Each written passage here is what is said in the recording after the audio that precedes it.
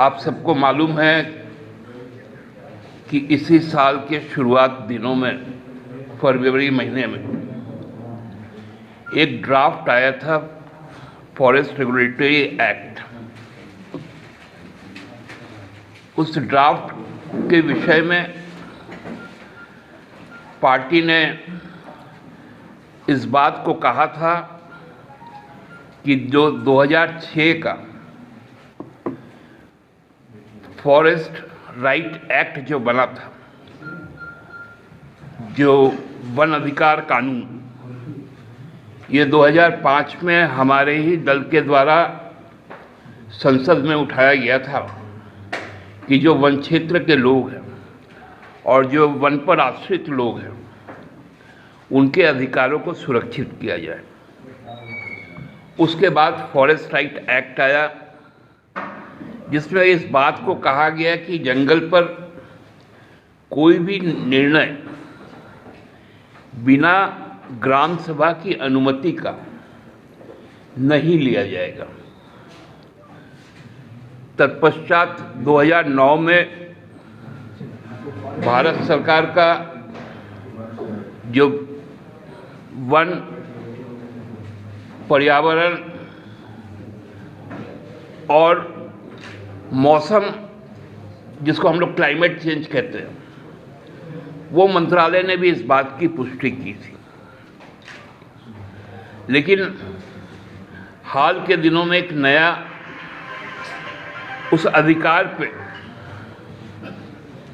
अतिक्रमण करते हुए फॉरेस्ट कंजर्वेशन रूल नाम से एक नया कानून बनाने का काम किया गया। उसकी तैयारी की गई भारत सरकार के द्वारा, जहां पर ग्राम सभा के निर्णय या उसके जो अधिकार थे, जो दिए गए अधिकार थे, उसको पूरी तरह से समाप्त कर दिया गया। ये सामाजिक प्रभाव, जो दुष्प्रभाव जो पड़ेगा, उसकी भी समीक्षा नहीं की गई। चौथा है रिचुअल, जो हमारी परंपराएं हैं, क्योंकि हम पेड़ पौधों का पूजा करते हैं, पहाड़ का पूजा करते हैं, वो सारी व्यवस्थाएं ध्वस्त हो जाएंगी। पांचवा है जो आर्थिक दुष्प्रभाव होगा। हम लोग जानते हैं समाज में आज भी, चाहे कोई भोज भात हो, पूजा का प्रसाद ग्रहण करना हो, हम लोग साल पत्ते के दोने पर, कमल पत्ते के दोने पर उसको दिया जाता है। वो एक बहुत छोटा लेकिन एक रोजगार का उपाय है। जलावन की लकड़ी, क्योंकि उज्ज्वला योजना में आप सिलेंडर तो एक बार दे दिए, जब दाम 400 साढ़े 400 के करीब था, अब जब 1200 रुपए हो गए सिलेंडर के दाम, तो सिलेंडर तो नदारद। तो जलावन लकड़ियां, दत्तवन, करंज का फूल, करंज का फल, महुआ का फल, कटहल, बेर, आंवला, ऐसे कई प्रकार के जिससे लोग रोजगार करते हैं, वो समाप्त हो जाएगा।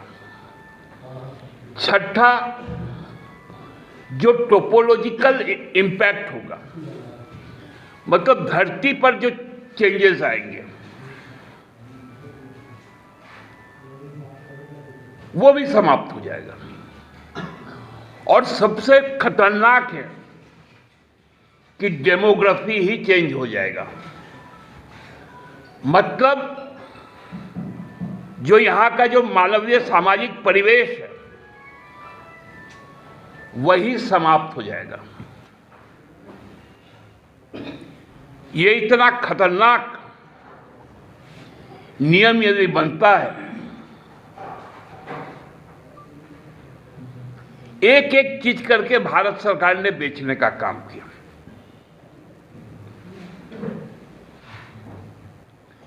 रेल बेचा,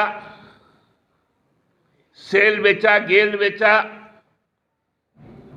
एयरपोर्ट बेचा, नेचुरल गैस बेचा, बंदर बेचा, नदियां बिकी। जो एक शाश्वत चीज है प्रकृति, अब वो प्रकृति की भी नीलामी होने की तैयारी की गई।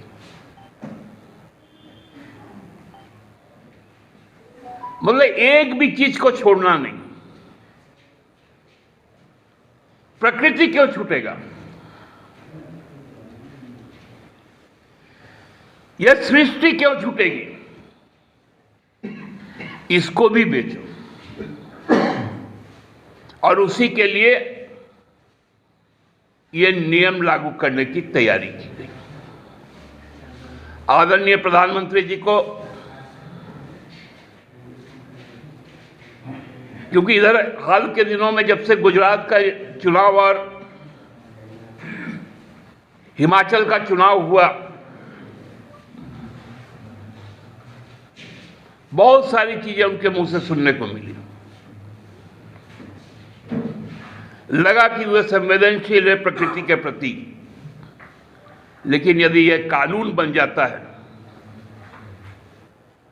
फॉरेस्ट कंजर्वेशन रूल, तब तो फिर यहां के लोगों को बेहतर है कि देश के लगभग 20 करोड़ से ज्यादा लोगों को आप इच्छा मृत्यु की अनुमति दे दें। जब प्रकृति ही नहीं रहेगा, जब प्रकृति पर जो आश्रित लोग हैं उनका यदि आश्रय ही छीन लिया जाएगा तो वो जिंदा रह के भी क्या करेंगे? ये बहुत संवेदनशील सवाल है। मैं पूरे दलगत भावना से ऊपर उठकर